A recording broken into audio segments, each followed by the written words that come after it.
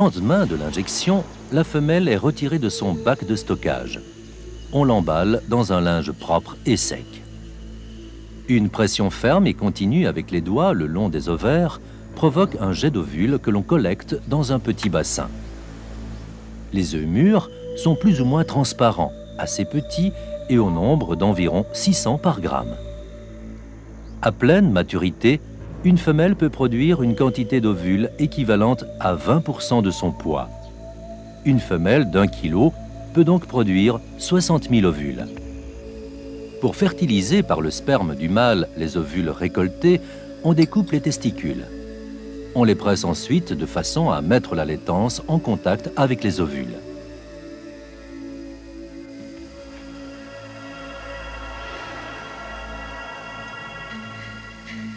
On ajoute alors un volume d'eau équivalent à celui des ovules afin de rendre mobiles les spermatozoïdes qui vont pénétrer les ovules et ainsi les féconder.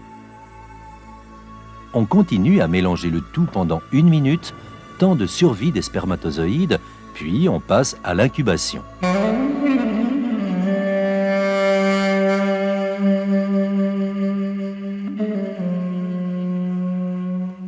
Au contact de l'eau, les œufs fécondés gonflent rapidement et deviennent collants. C'est pourquoi on doit les mettre rapidement en incubation. Une technique consiste à étaler les œufs en couches simples sur des cadres de toile moustiquaire ou de fin grillage inférieur à 1 mm. Ces cadres sont installés dans un bac sous une dizaine de centimètres d'eau bien aérée. Une autre technique utilise des plantes aquatiques flottantes comme les jacinthes d'eau ou les salades du Nil.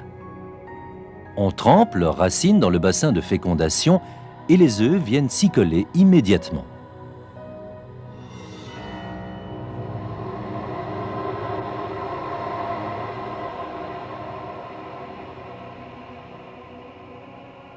Il suffit ensuite de placer les plantes dans un récipient contenant de l'eau bien aérée ou dans un appât maintenu en étang pour assurer le bon développement des embryons.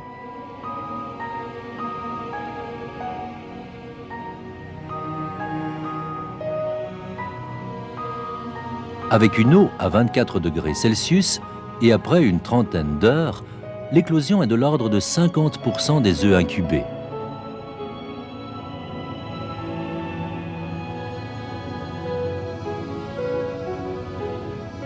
Pour éviter la pollution de l'eau par le pourrissement des œufs non éclos, on veillera à retirer les substrats d'incubation, cadres grillagés ou plantes flottantes, 2 jours après leur installation.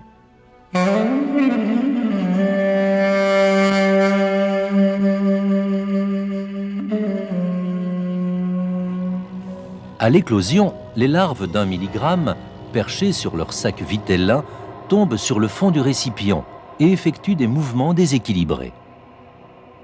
Après 2 ou 3 jours, le sac vitellin se résorbe et les larves cherchent une nourriture vivante.